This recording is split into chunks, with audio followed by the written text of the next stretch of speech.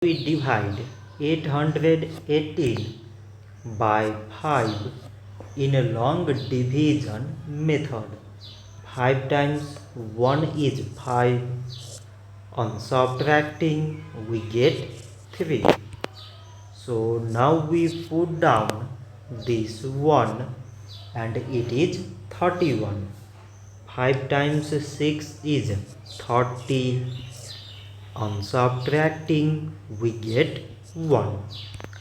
So again we put down this 8 and it is 18.